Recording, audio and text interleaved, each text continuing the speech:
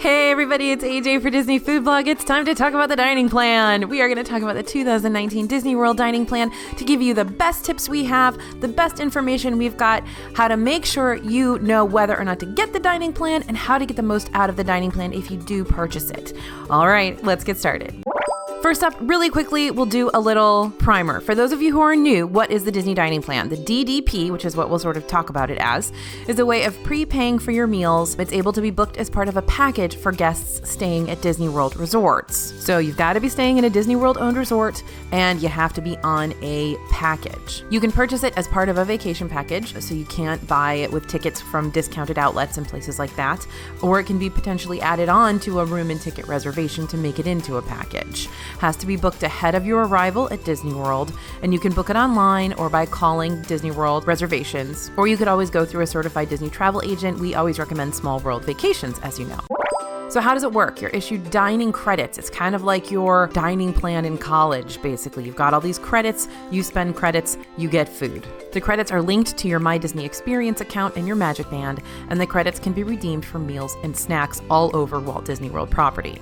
There are 3 levels of Disney Dining Plan. The Quick Service Dining Plan lets you receive 2 quick service meal credits and 2 snack credits per person per night of your package. The Standard Dining Plan lets you get 1 quick service meal credit, 1 table service meal credit. Table service is basically a sit-down restaurant, and 2 snack credits per person per night of your package. And a Deluxe Dining Plan, you get 3 meal credits and 2 snack credits per person per night of your package. The meal credits can be used at any restaurant that accepts the dining plan. And note that table service or sit-down restaurants in Disney World are qualified as either 1 credit location or 2 credit locations.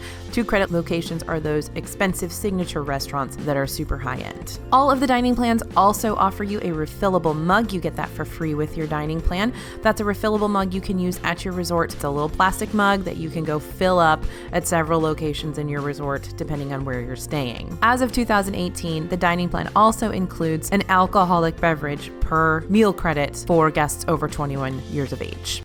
Okay, so there's your primer. That's what the Disney Dining Plan is. Now, if you want more information, more detailed information, exact pricing, FAQs, all of that stuff, you can get that over at Disney Food Blog. We've got a ton of detailed information over there for you if you want specifics about the dining plan. But for this video, I'm going to focus more on how to get the most out of your dining plan. Okay, let's get started with that. Here are some tips that you need to know when you're going into using the dining plan in Walt Disney World. Your dining entitlements are per night of your stay. If you're there for 5 nights, you get 5 nights worth of credits. You can use those credits anytime during your stay. So if you come in on Sunday afternoon and you leave Friday afternoon, you can use your credits anytime between the beginning of the day on the day you check in to the end of the day on the day you check out. So even if you're already checked out of your hotel, you can still use your dining credits till the end of that day in Walt Disney World. And you don't need to use your credits on each individual day. You can use all your credits in one day if you really, really want to. You can use all of your snacks on one day and all of your counter service credits on another day. You can use those however makes the most sense for you and your family. Second important piece of information, tips are not included. So if you're eating at a sit-down restaurant or a table service restaurant, those gratuities are not included in the dining plan. So even though you feel like you've prepaid for all of your food, you're still going to have to pay a tip. And if you're eating at a 2-credit signature restaurant, that can add up. If you're spending a couple $100s on a meal, you may be pulling $50, $60, $70 out of your pocket for gratuity. So just keep that in mind when you're making your budget. Another critical tip that blindsides a lot of people is that pizza delivery and room service are included on the dining plan. So pizza delivery in your room from a Disney World pizza delivery location or room service, if you're staying at a resort that offers room service, are included on your dining plan, but they will cost you 2 credits each. So that's like spending the same amount as you would on a $150 dinner at California Grill for the equivalent of a large pizza and a couple of crappy desserts. So keep that in mind. I would not recommend using your dining plan for pizza delivery or even for room service at most of these resorts. Go ahead and pay out of pocket for those. Next one, you can use your dining credits to pay for people who aren't on the dining plan. So if you're at dinner with a group of family or friends who are not on the dining plan, you can actually use your credits to pay for their dinner if you really want to. That said, everyone in your specific resort room does have to be on the same dining plan that you are. So if you've got your family, you guys are all on the same dining plan because you're staying all in in the same room, and then you've got mom and dad or the in-laws who are staying in another room and are not on the dining plan, you can pay for their meals with your dining plan. Now, another thing to note about table service restaurants, if you are at a table service restaurant with the in-laws, enhancements is something that Disney has just invented a couple of years ago that they're putting on their menus. These are extras or side items or upgrades that they're putting on their menus that are not included in the dining plan. And of course, this is a tactic to get you to spend more money. So for instance, on a table service menu, you may see a list of enhancements like a lobster tail or some jumbo shrimp or something like that you can add to your already ordered meal. This is not on the dining plan. It's not going to be covered on the dining plan. So if you order those things, understand that that money's coming out of your pocket. This is the same thing with sides. Disney has started to add a sides list to many of their menus now as well. Again, those are not included on the dining plan. The only thing that's included on the dining plan is what's listed under the specific entree that you're purchasing. Everything else that you order is going to be an extra charge, unless you somehow negotiate it with your server that it's not. Those are very important things to remember, because I think people go in to a restaurant on the dining plan and think that just everything they're going to order is going to be covered, but that is not the case. On that, for a table service meal, you're going to get one entree, one beverage, one dessert. That's it. Everything else you order from the menu is coming out of your pocket. Now, because the dining plan is so convoluted and so much fun, there are some restaurants on the dining plan that actually already include a beverage in your prepaid meal. One example of this is the new Storybook Dining at Artist Point with Snow White and the Evil Queen. For this meal, a beverage is already included in your prepaid cost. Or if it's not prepaid, it's included in the cost of the meal, which means your Disney dining plan beverage is up for grabs.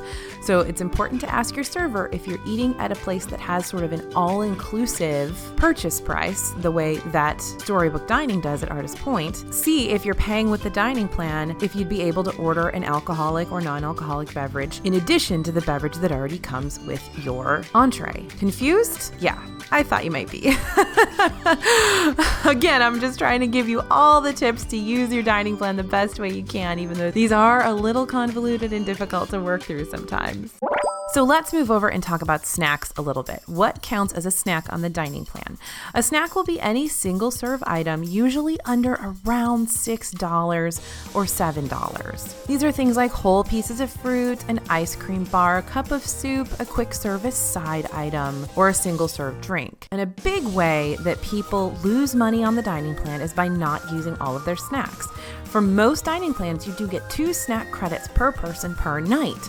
So your goal and our goal together is to figure out how to use those snack credits so you get the biggest bang for your buck. So tip number 1 is always going to be use those snack credits. Go and look at DFB, go look at our DFB store at our snack guides. We have snack guides for every single park, and they list all the snacks in the parks. So that information is available to you so you can plan ahead and not waste your snack credits. And of course, there's 2 ways to waste your snack credits: by not using them at all and by using them on things that are very inexpensive. One of our biggest tips is to use your snack credits for breakfast, use counter service credits for lunch, and use table service credits for dinner. That will make sure you get the biggest bang for your buck, because breakfast is usually the lowest price meal, so you don't really want to use a table service credit or a counter service credit on breakfast if you don't need to, because you can make more money from your dining plan if you use them later in the day. So go ahead and use your snack credits for breakfast, and then you've got them used up, they're sorted out, and you don't have to worry about wasting them. Another snack credit tip is don't use snack credits on bottled beverages when a beverage is already included in your meal. So first of all, bottled beverages tend to be not as expensive as some higher end snacks, so you don't want to waste your snack credit on a bottled beverage if you could use that on a more expensive snack. And also, if you're already getting a beverage with your meal, there's no sense in using that to purchase a bottled beverage on the side. Plus, don't forget, if you're going to get water, you can always get free water at all counter service locations, so you don't have to worry about getting a bottled water with your snack credit. Now, if you actually need a lot more snack credits for some reason, you can actually swap out credits to create more snack credits. So if you have an extra counter service credit or an extra table service credits, you can divide those into 3 snack credits. So an adult counter service meal can be broken into 3 snack credits, and a kid's quick service meal can be broken into 2 snack credits. So if you need extra snack credits, or you know you're not going to use those quick service meals and you'd still like to get the benefit out of that money, you can actually trade them in for 3 snack credits. Whew, okay, now it's time to move on to whether the Disney dining plan is worth it. And we've talked about this a lot on the channel. We talk about it a lot in our DFB Guide to Walt Disney World Dining ebook over on DFB Store as well, because I think this is a really important question for a lot of you out there. The Disney dining plan is priced by Disney to include a lot of food. They basically did their research, figured out how much people were eating on property, and priced the Disney dining plan to include the extreme high end of what most people would eat on the dining plan. Why did they do that? So that if you pay for that and don't eat that excessive amount of food, Disney basically makes money off of the process. So the way to make the Disney dining plan worth it for you is to A, be the kind of person who wants to have everything prepaid. If you want to have everything prepaid and you don't have to worry about pulling out your wallet while you're in Disney World, then go ahead and get the dining plan. Prepay for everything. You've got it all sorted out. You don't have to worry about that credit card bill when you come back from vacation. It's all done and all sorted out for you. The other way to make the Disney dining plan worth it is to make sure that you eat all the food and that you eat the most expensive food. So that means if you go to a seafood restaurant and get the $39 salmon instead of the $72 Maine lobster, you're not getting your money's worth out of the dining plan. So plan ahead, look at the menus of the places you're going to dine, and look at those most expensive meals and see which ones of those you'd want to eat. If you're looking at those numbers and it's not coming out that you would eat the most expensive thing at every meal, then the dining plan probably isn't going to save you a whole lot of money. So the first tip is to crunch those numbers. Make sure you know what your family's going to eat on vacation and if it's worth it to outlay that amount of cash if you're not actually going to get the benefit from it. This is especially important for vegetarians who aren't going to eat the most expensive things on the menu most of the time. So if you're going to go into every restaurant and purchase the least expensive meal, maybe the dining plan isn't the right choice. And you could save more money by just paying for your food out of pocket.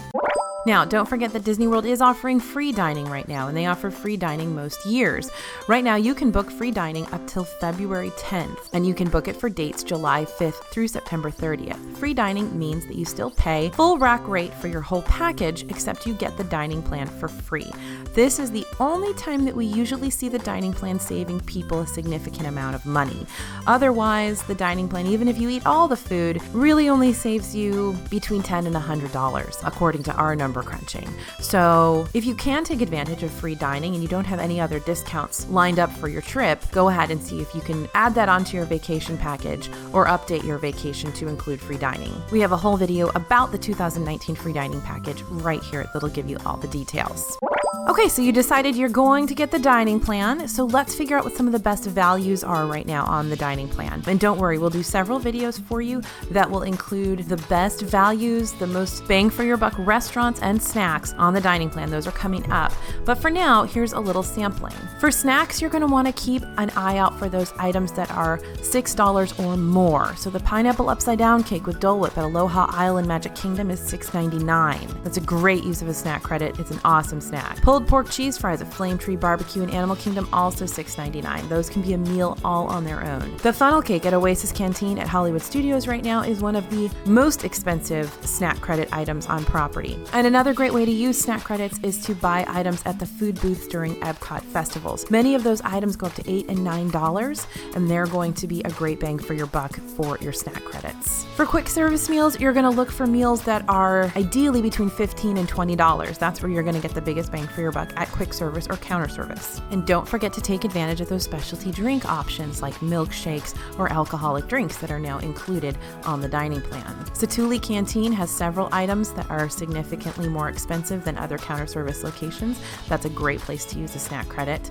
Deluxe Burger also has some nice options, and they have those great gelato shakes that are included on the dining plan. Be Our Guest Restaurant is a great place to use a quick service credit, especially in the morning for breakfast, since adult entrees run in the mid to high $20 range, and that is just highway robbery if you're paying out of pocket. Add on your mimosa, and you're getting close to $40 for breakfast for a quick service credit, which is a great deal. For table service, our number one recommendation is going to be Morimoto Asia lunch. That is still 1 table service credit, whereas Morimoto Asia dinner is 2 table service credits, and the menus are exactly the same.